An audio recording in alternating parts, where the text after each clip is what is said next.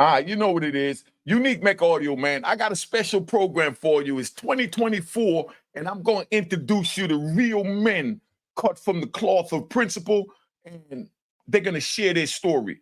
Right now, I got, Fly up here. He going to give you his name in a minute. He going to come up, and here go the big homie, man. Let's do what we got to do. All right? What's your name and where you from? Assalamu alaikum. My name is Khalif Abdul Kwawi Mujahid, aka Fly. I'm from Washington, D.C. How old was you when you went to prison? In 73, I was 19. Okay, you went to prison in 1973 and you was 19. What year did you come out and how old were you? I came out in 2022, I was 69. So that's a total of 50 years you spent in prison. I did 49 in prison and 9 months in the halfway house, which a total of 50 years. All right, so that's what it is. Now, what did you go to prison on? Tell us about your case and what landed you in prison. I initially came to jail for armed robbery, assault on a police officer in UUV. That was my first conviction. Okay, and how much time did you get for that? Well, I pleaded. They dropped the armed robbery, assault, and UUV to receiving stolen property, and I got 2 to 8 on my first bid. That was my first conviction, 2 to 8. Okay, and what was it like your first day walking in prison, and what prison was that you walked into to start your bid? I first started off in Lawton, Virginia, Lawton, D.C. Department of Correction. What did that feel like? Well, I used to go visit family members in Lawton, when I was a youngster. So everybody knew Lawton was a killing ground. Just like Attica used to be back in the days. Lawton was one of the most dangerous prisons in the country, just like Attica and the joint down in New Orleans, San Quentin, Folsom. That was D.C. prison. It was a killing ground, man. So you had to be prepared to kill or be killed when you first got off that bus going to Lawton. All right, now I'm gonna pick you now. So I want to get in detail. We're gonna walk through this. Go ahead. I understand that you was going to visit people there. Yeah. All your life. But what was it like your first day there, walking in as an inmate, now that you're on the other side of the wall instead of on the visiting hall side of the wall? Well, see, in Lawton, you always got partners there that was there before you. And see, back in the days, they'll get a list who all the new men gonna be. So they knew I was coming before I got there. So all my partners in them was waiting for me when I got off the bus. They had all your clothes ready, your commissary, your knife, they have everything ready for you. Now, if you beefing with somebody, first thing your buddies and partners would say, man, that dude so-and-so here you was beefing with, you ready to go see him now or what? So you had to be prepared, man, to kill or be killed as soon as you get off that bus in Lawton. Okay, so if someone is there you beefing with, how does that play out so that my audience understand how serious this is so they don't think they could just go to prison and it's going to be la la land like these YouTube videos? Well, it could be a beef from juvenile days. It could be a beef from you did something to somebody's people on the street. But now it all depends on the seriousness of the beef. If it's a beef where y'all gonna rumble with the hands, you might have this dude with his crew say, man, we heard you was coming down, we waiting to see you. So you might go somewhere in a blind spot, go one-on-one, rumble real good. Or if you gotta use a knife play, they might give you a knife, say, man, the dude gotta go. And you just push that knife in him and get him up out of there. Okay, the first thing I learned when I came into the federal system is when you get in a fight with somebody, a beef with somebody, that one of y'all gotta go. That's what I learned, that you're not going to be on the compound after we just had knife play. Tell them how that rule plays out and why that rule is there. Well, if it's going to be some knife play, if you're going to have to push that knife, you can't be playing, man. You know what I mean? It ain't no need to go and pulling it out if you ain't gonna use it. So if it's a beef and it go to the level where, man, you got to go get your joint and you're going to push it, you might have a partner or two with you, or you might be by yourself. But if you go get that joint, you got to use it, man. You got to get up out of there. Okay. All right. So we got that. So now let me pick somebody and let them walk around you. You got to go. Okay. You hear that? So you ain't going to get no knife play with nobody in the prison and then think you're going to finish your bid like everything is hunky-dory after y'all done stabbed each other. It don't go like that. If you go get that joint, you got to use it. You got to be serious about it. Okay. So while you was there, what is the first violent act you witnessed while you was in Lawton to let you say, whoa, this is real? Well, see, back in the days, wasn't no snitching and dudes waiting to see what happened. If you see certain dudes come down, first thing you recognize and see is their attire. I mean, if they got big coats on, or sweatsuits on, or hoods on, and you see them coming a certain way, you get out the way, go mind your business. Say, man, look, something get ready to jump. Let's go. Let's move out the way. And you know, you hear later on say, man, they just killed somebody over so-and-so Dom, or they just found a body of so-and-so. So, you know, man, you mind your business. You get out the way. You know what I mean? Okay, so what is one of the first murders that you've witnessed while you was in Lawton? The first one I witnessed was a guy came in from the rec yard, from the gym, and I was in the shower, and the dude say, stay in the shower, man, they got a body in there on the floor. So you know, you just stay out the way, man. You mind your business, you don't ask no questions. But now if you got a relative or a partner, you might say, who was it? To make sure it wasn't none of your people, or none of your crew, or none of your family members. You know what I mean? And once you find out who it is, if it ain't none of your partners and your people, you just mind your business and step aside.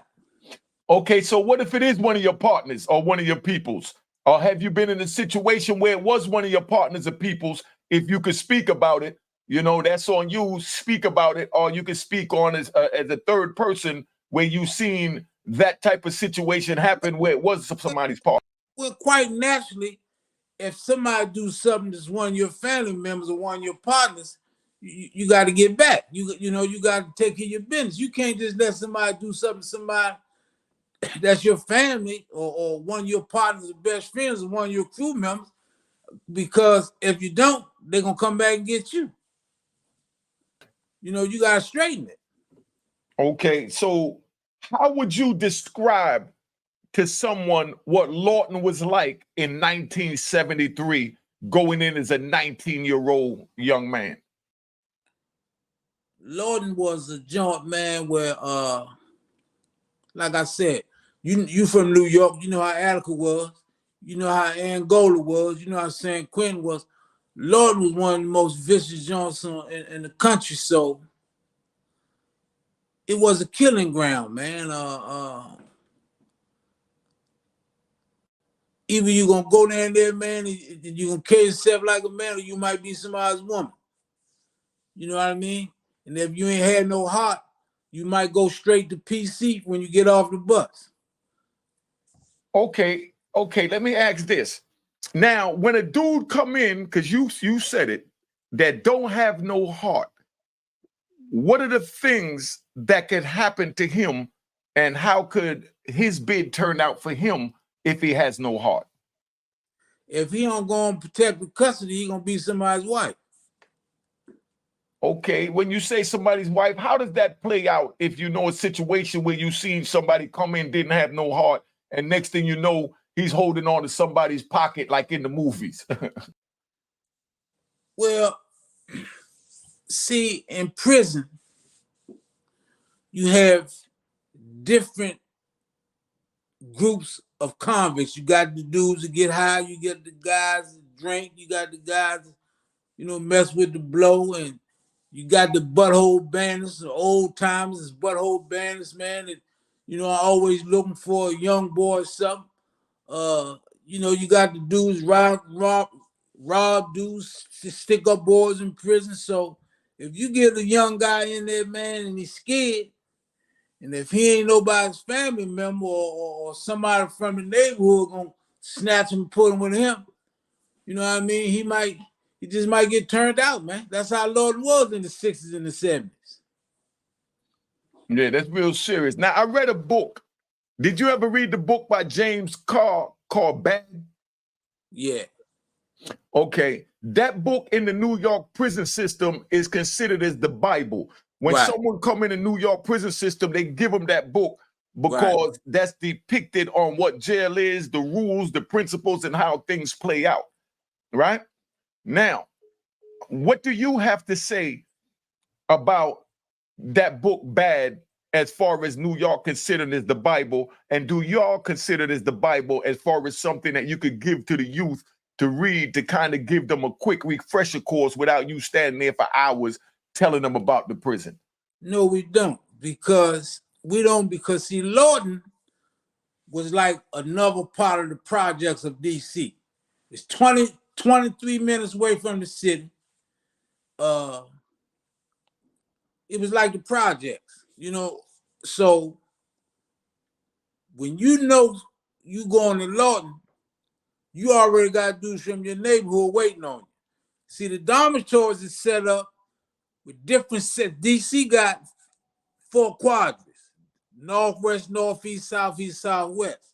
The southwest dudes, they stick together, they got their own dormitories. The southeast dudes got, so in the majority of times, you already got some guys was in the juvenile system with you that came before you.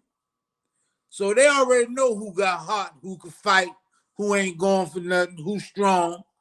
So when you come to Lawton, man, it was like going to a certain part of the neighborhood, you know what I mean? And you see all your old buddies from the juvenile joints, you see dudes from your neighborhood, and you know, first thing they say, what you got, man? How much time you got, man? We heard you was up to jail. So it's like a homecoming to some dudes because you be with all the dudes you growed up with anyway. So the average dude go to Lawton, man, he already know he got to rock and roll because he know what it's like. You hear about Lawton, man, we used to hear about Lawton in the juvenile junks. We used to hear about all the gangsters running the junk, all the guys that was tough guys, all the guys that could fight, you know what I mean? And I always had a reputation that could fight because everybody know I used to box. I was boxing since I was 12 years old, so everybody know I could rumble, you know what I mean? Mm-hmm. Mm. So it then dudes be waiting for you. You know, you have old trainers and family members be saying, man, you gotta get on the boxing team down here, man. They need you. They heard about you. They heard you was coming. You know what I mean? What are some of the perks to be on the boxing team? Back in the day, you can get on a boxing team and don't care how much time you got, and you can ride uptown to fight. That means they used to put us on the bus. It all depends on where we gonna fight at. We have our girlfriends and our family waiting for us. You know what I mean? It all depends on what time you fight on the card. So, you know, you might say, man, let me go ahead and fight now because my girlfriend, I want to take her in the locker room and knock off before we go back, right? So we went out the gate, you know, in 1972, the boxing team was so good, they went to Las Vegas and competed in the 1972 Olympic trials. You know, some of the guys I come up under that I used to learn from, older guys, right? But the perks was you go out the gate, you know what I mean? You go uptown and fight. You see your family and your friends, you know. Everybody got something for you to give to you, take it back in the jump. You know, the jump was so sweet back in the days, man, with the boxing team. If you could fight, they want you on that team. Hey, that's what I'm talking about. Okay, so now you mentioned about, you know, like north, southeast. Oh, go ahead. You know, back in the days, that's where Sugar Ray Leonard learned how to fight. He used to come down, him and another one of his homies named Derek Holmes. They fought out of Palmer Park, Maryland. And they used to come down and train with the boxing team in Lawton. And that's where Sugar Ray really learned his style and got mean, man, because he trained with dudes in Lawton for years, man. And that's where he got his style from. Man, I never knew that. See, you just gave us some jewels right there. I never knew that, you know? Everybody out DC know that's where Sugar Ray learned how to fight. Okay, so that's what I'm saying. Now, you know how you mentioned, like, they got dudes from Northeast, Northwest, Southeast, you know, Right. DC, Right. and it's segregated into these pockets, into Right. these cars, right? Right. But, you know, you entered into the federal system at a later time that we're going to get into, but in the federal system, they all come together and call themselves the district. You know what I mean? It don't matter if you're from Northeast, Southeast, Southwest, it's just the DC car, you know? Do you know where that came from, that law, to move on that term, to put aside the differences of where you're from and coming together? And could you explain why that came about for the youth so that they understand why DC is so powerful in the prison system? Well, the first time I entered the federal system was June 1974. They sent me from Lawton to Ashland, Kentucky. And I've never been outside of the district in my life. I've never been around different races. I've never been around no white police, hillbillies and stuff. So it was a culture shock for me to be around and sleep in the dorm with white boys and Indians and so forth and so on.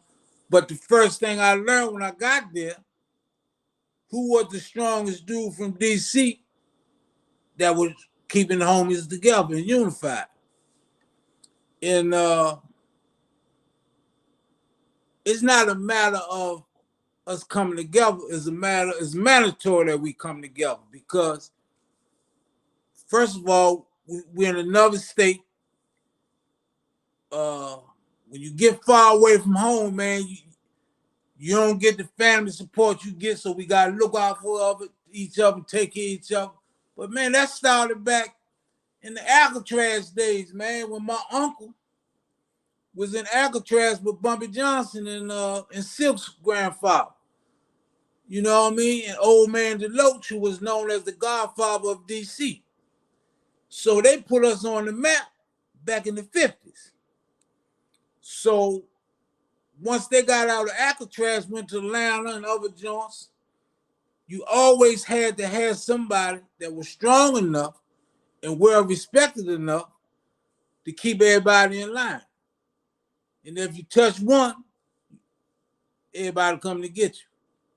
Because back then we were so unified and strong, you could live on one side of the penitentiary, but and we get on the other side. Once we get word something happened to a good homie, we come to get you, man. All right. I got another one because I'm going to interview Antone White. You know what I mean? That became, you already know. You know what I mean? We got to give Antone White a round of applause, man. We got to give Antone White a round of applause. I love him. We got to give Antone a round of applause, man. Relax. Now, how do you, as an elder, you know, respect and look up, not even look up, let's say respect Antone White for how he held it down for the generation after you, for what you laid down as the law, because you're the foundation, you know? Well, he always been wise beyond his years. You know, even as a youngster, he was a leader. So all he did was follow the blueprint that was already laid out, you know, just like Cadillac was my teacher. I come under Cadillac and Rough House, Dog McKinney, all these old gangsters I used to hear about when I was young. So if you already got heart and you already got the capabilities and abilities to be a leader, you naturally know what to do anyway. And Antone held it down, man, because he wise and he's strong and he got a heart, man, big as a stadium. You know what I mean? And he could think. See, you just can't be no leader because you got heart. You got to be a thinker as well. Yeah, that's what I'm talking about. See, we giving jewels over here. We got fly. Let me tell them how I met you so they understand who you are. You know, Yeah. I'm in ADX, and this is during the Biggie and Tupac situation when it Right. was the East Coast and West Coast rivalry. And I got put in the special housing unit in the hole, in the box, in the bing, in the shoe, whatever label that you're used to, you know, for a night, you know? Right. And I'm in the cell, and I heard someone crying from the other side. You Right. tell them how that played out, and then I'm going to give you what I remembered from that so they understand how this is, that we didn't even get to lay eyes on each other. We just heard each other's tears, and we felt each other's struggle and each other's pain. And that's where me and this man united. And it's a pleasure to know that he's a free man, because at that time, how much time was you facing, and why did you come to ADX before we get into how we met so they understand you're gangster? But see, by that time, I told you I started off with 2 to 8 for the armed robbery, assault on the police, and UUV. I took the cop to 2 to 8 for receiving stolen property. In 74, I took the cop. In 75, they took me back to court and gave me 3 to 9 for a burglary while armed for an old case. 1976, they gave me an old armed robbery, kidnap, attempt murder, armed rape, first degree burglary while armed, an old dope fiend case where we robbed some drug addicts, and the guy did some stuff in the joint he wasn't supposed to do. And the people tried not to come to court for 3 years. Now remember, I'm doing 3 to 9 in 76. I'm getting ready to come home. So the lawyers, they say, man, they don't want you. They want your co-defendant because he's 15 years older than you, and they feel like he influenced you. They say, all we want you to do is take a cop to 5 to 15 for a robbery. Don't go to trial. But now I'm thinking that I'm going to come home 5 to 15 is a lot of time to me because I'm doing 9 years. I'm 6 months short. I said, man, I ain't taking no cop no 15 years. My lawyer, his lawyer, they said, take the 15 years, man, so you can go home.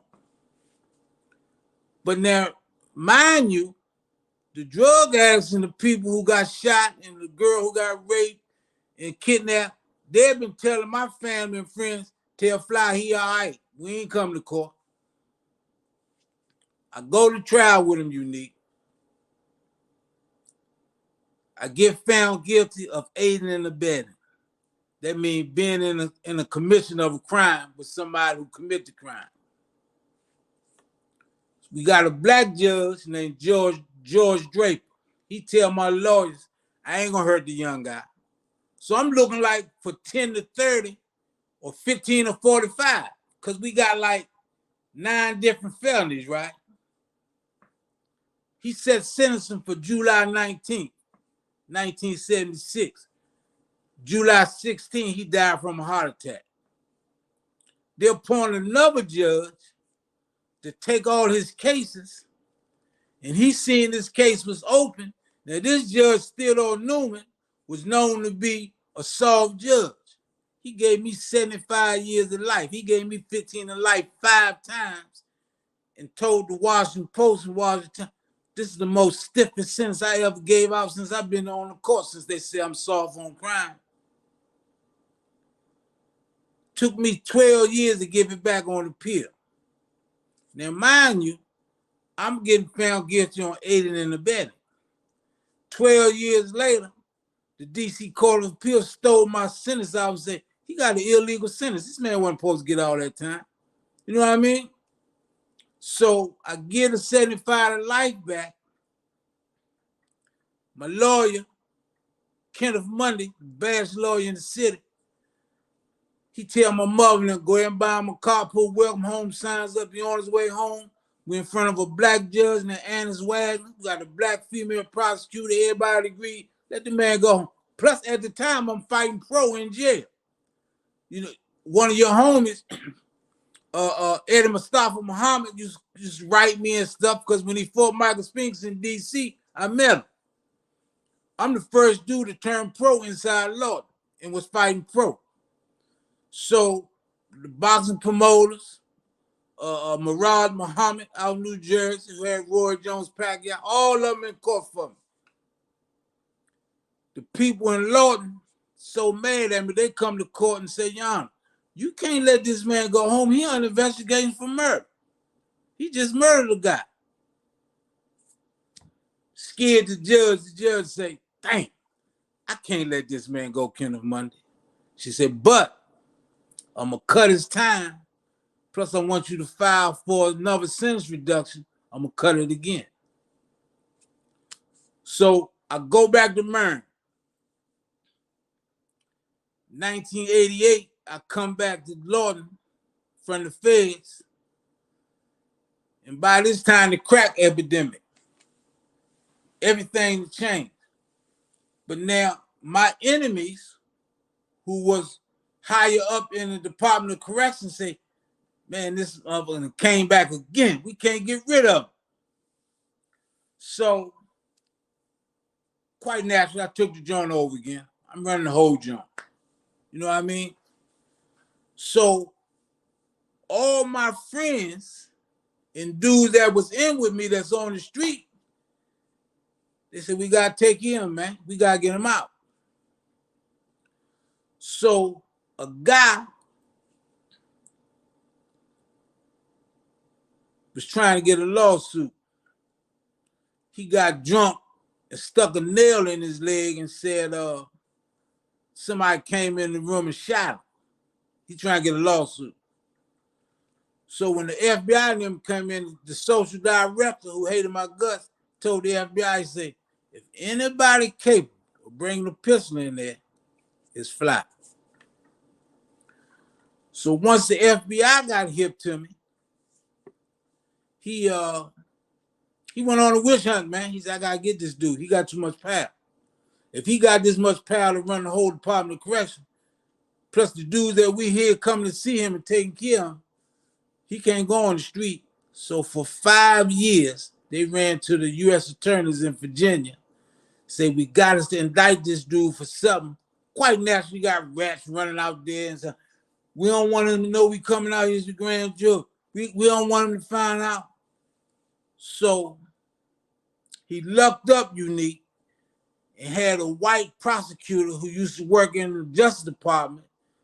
They reassigned him to the U.S. Attorney's Office in Alexandria, Virginia, where they take loading guys to catch cases.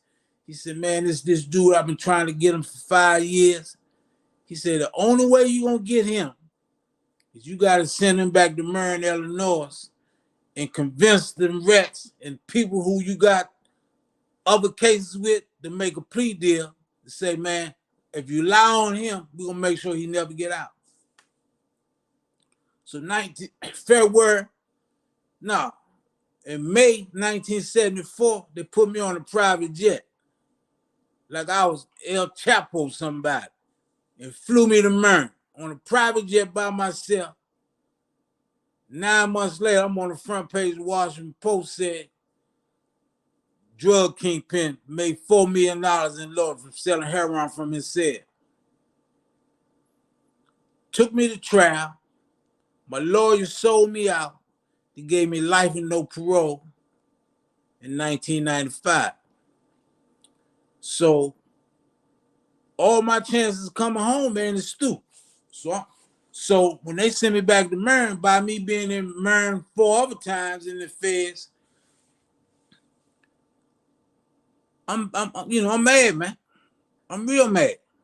My family upset, my children, my grandchildren. So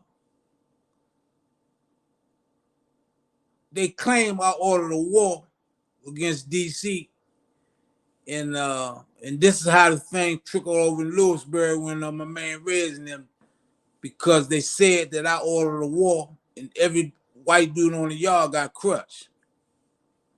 So they said we got to send them to Colorado. Cheers, cheers, the crime, the crime, the crime, the crime, the crime. What?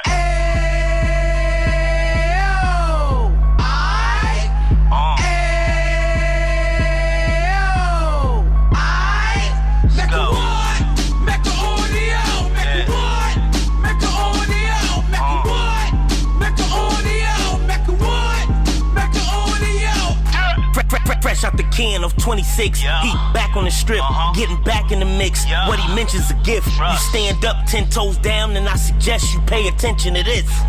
Take a little gully posse and put it in Harlem. He cut from the bottom, came up from the bottom. Drop the book, you should go and get it. An Instagram page and a YouTube, you could go and visit. Then you could consider yourself LinkedIn. Sit front row and get Jews from a Kingpin. How he went through it, so you ain't gotta go do it. To not pay attention would be stupid. Talking about a man that probably put your grandfather on. Probably the reason that him and your grams got along. A man that generated millions on the block, did his time, never squilling to the cops, make an audio.